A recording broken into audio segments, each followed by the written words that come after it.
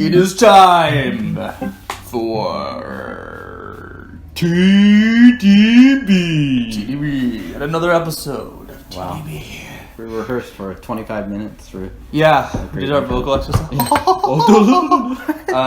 Shout out to my mom. She would, like, driving to church, she would do these. My mom, this is too much personal information. It's on my banking questions now. My mom sings opera, and she would do these warm-ups in the car while driving to her gigs. We'd be in the car, so it'd be like in the morning, your little child, it's like, anyway, lots of good memories. Good times in the Chapin. Good times. All right, we got looks like some hard-pressed old poo. Yeah, so we got some 2006 Dragon TeaHouse Yiwu. We brought on one of their teas before. I don't think we brought on something quite this old from them. So this is, so they are Hong Kong based, but this is actually stored in, I believe, Fujian is what I've heard. So it's an Yiwu blend, but very sort of old school type processing, heavy rolling process supposedly. So Cool. Smells very potent. A little atypical. Yeah. Yeah. Wow. Ooh, that does smell quite strong. Yeah, we'll see. Yeah. Because Yiwus are always a little bit odd because they can have that sort of intense smell and then have a surprising amount of sweetness. So I'm looking forward to trying this. Yeah, you know, it's interesting. It's like the tea we had last week, aka 10 minutes ago, was 2004, Right. also from a Hong Kong-based place. But we're going to be seeing totally different storage. Yeah. So even though they're relatively close in age, 15 versus 17 years, Right.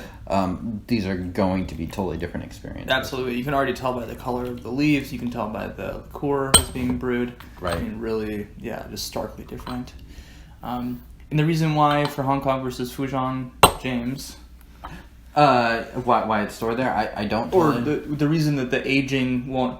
So the reason that the locale has the influence on the tea would be the humidity level. Yeah, partially. I mean, for the Yeon tea that we brought on last time too, the traditional Hong Kong storage method is just very different. Like, you could totally store a tea much more dryly in Hong Kong. Okay. You wouldn't follow what Yeon does, which is like a very specific process of storing it in high temperature and high humidity. Right. So it's, locale plays certainly an important part, but Right. it's not necessarily everything. Yeah. Are we drinking this? Is this rinse? Nope, we're drinking this. Let's do it. Yeah. Cheers. And if you do want to read more about storage, we've done a ton of different videos. This one's not specifically on that, but go to tdb.org and read that stuff. Cheers. Cheers.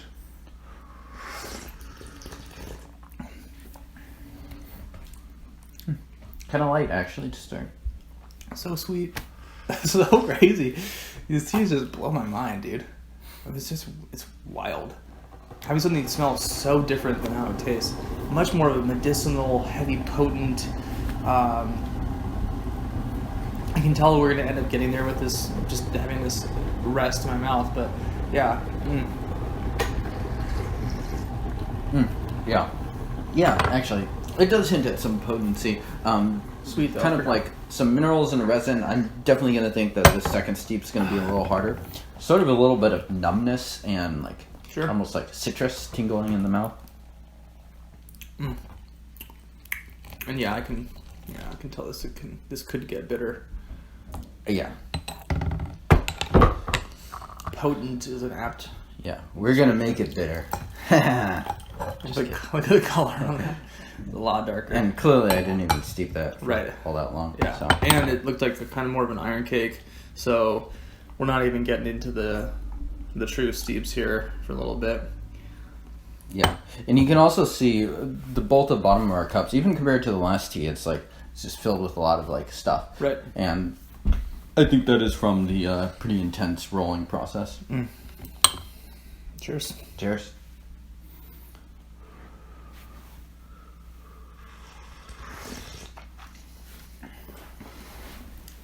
Still sweet. Still light. Interestingly enough, texture-wise. Yeah.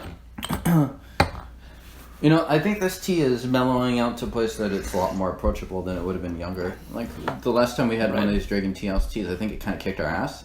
And this one seems a bit more approachable. And I probably credit to the age.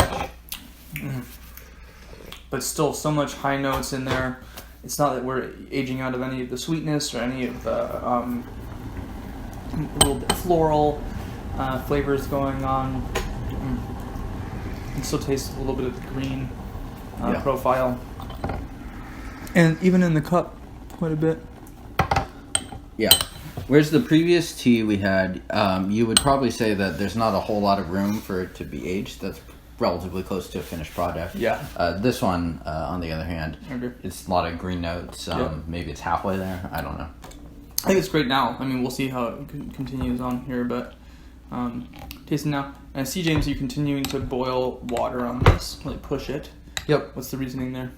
I just want to maximize the potency of the tea. Yeah. And make sure we had nice and solid brews. And I don't believe in treating my pour nice. You gotta push Show it. who's boss. Yeah. Sometimes you gotta. I don't know. I don't want to make any crass references. We've never done that before. Oh, Lord. Too late. Welcome to TeaDB. Oh, my God. Beautiful color. And I'm going to smell this. Yeah. Yeah, I mean, look at that. It's surprisingly green still for how old it is. Yeah. And, and that kind of gives you a hint at the storage, whereas, like, this 8582, pitch black. Exactly. Yeah. Yeah. Medicinal, kind of a Chinese medicine shop, potent. Yeah. Here we go.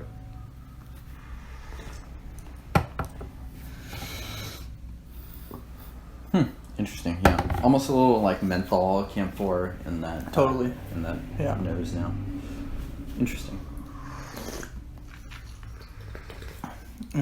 But still nice and sweet, and kind of a saccharine sweetness too. What I mean by that is that it's not like sweet from a flavor profile. It's sweet like sugar is sweet, right? It's like just sweet itself. So kind of like sugar cane. Yeah, exactly. Yeah, if you had to describe it as one thing, just a neutral sweetness as opposed to something like molasses or a corn sweetness, or like a fruity tropical mango sweetness, for example. This just has a very like sugary sweetness to it. Right. Mixed with that sort of camphor, mentholy kind of. Not basement notes, but some funk. I love it. Yeah. Mom test? Ultralight test? Probably not. No. Okay. Yeah. I mean, I don't think so. No. This has so much body to it and intensity. Tea drinker nerd test? Definitely. Yeah. 100%. Yeah. Absolutely. So it passes one test. Right. Yeah. And definitely. Some tannin, not bitter. I think that, to your point, James, this could definitely handle more age and probably smooth out a little bit. But it's nothing too abrasive at all. Right. It kind of depends how you like your pour. It's like, do you want it to be extra smooth and like a little less green and potent? Right. Then you would probably want to age it longer. Yeah.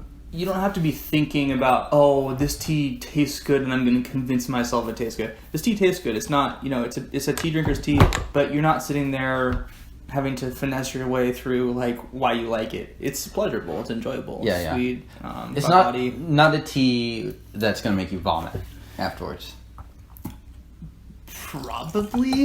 I could not drink this on an empty stomach. Okay. I think I could have drank the last session on an empty stomach. Probably could not have handled the Dong Kong out there though. Okay. Yeah. So it just depends, I think. Okay. I've had some teas where I have to like rush to eat something because I feel horrible. Okay. Yeah. Well, okay. I've had a few times at the office where I was like, I need a carrot or something in my stomach right now because I'm gonna puke. Give the man a carrot. Yeah. Well, we got something for you, Denny. As it turns out, we got some beets. You're saying it. It's so good. Check out the last couple episodes where we've had our sponsored product placement. Yeah, people are watching their first TDB episode. They're probably like, "What the fuck is with these guys?" Dude, are these guys really sponsored by Safeway? What? Safeway's gonna sue us. Safeway, we love you. Don't sue us. Yeah, we shop regularly. Totally. Yeah, come on, don't do that. Free product placement.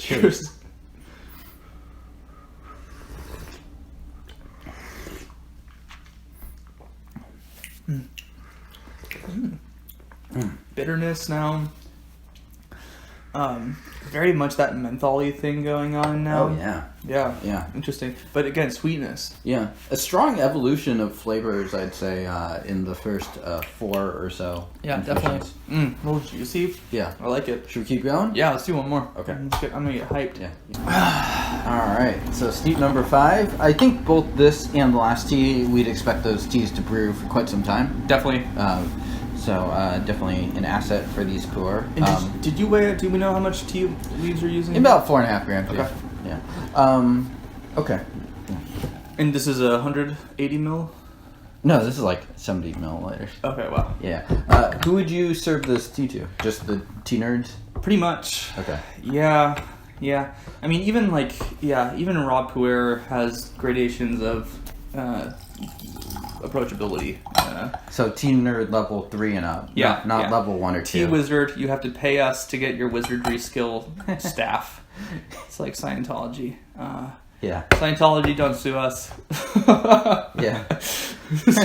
Please. Anyway, no, yeah, I think this is definitely a tea nerd's tea. I think that someone who has some experience with pu'er would enjoy this a lot more than someone who is thinking this is the first or only flavor of pu'er. Yeah. And I would also say, I don't think this tea is a daily drinker.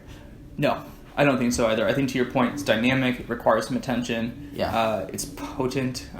So I think, you couldn't casually drink this. It's going to wake you up and kind of focus you. It'd also be kind of a waste. I feel like there's a lot going on. It's like almost like I like this tea and the last tea probably fairly similarly. I mean, they're very different. Right. But that last tea, it's very simple in comparison to this. This tea clearly has a lot more, special sauce in it. Yeah. The material is better, but it's more complex. But I could definitely drink the previous tea more often. Right.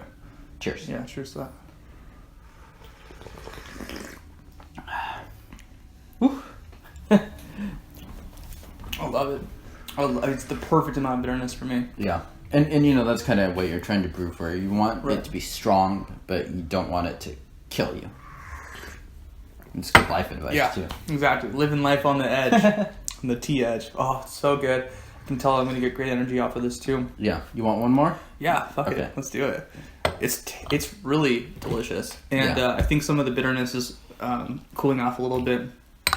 Still surprisingly sweet. A little bit of a sourness thing going on. Nice and juicy. Really enjoying it. Compared to other Yiwu teas, I would agree with you that this is sweet. I don't think it's quite as richly sweet and intense. It's a lot more I'd say it's more bitter and probably more kind of resin minerals compared to your average. Especially for the age that it is. Right. So I mean, for the age that it is, it's still holding up its sweetness quite well. But the base material, I think, would have been pretty unapproachable a year in. Right. And just compared to some of the other Yiwu teas that you can have very early on. This one would be hard for me to place its age because it's so strong still. Yeah. Yeah, beautiful looking. I'm getting hyped. Yeah, it hints at this sort of fruitiness, but I think your overall description of the sweetness is sort of like this more generic. Sugar cane is probably the most accurate.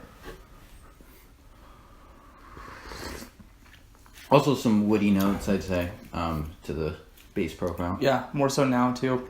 Yep.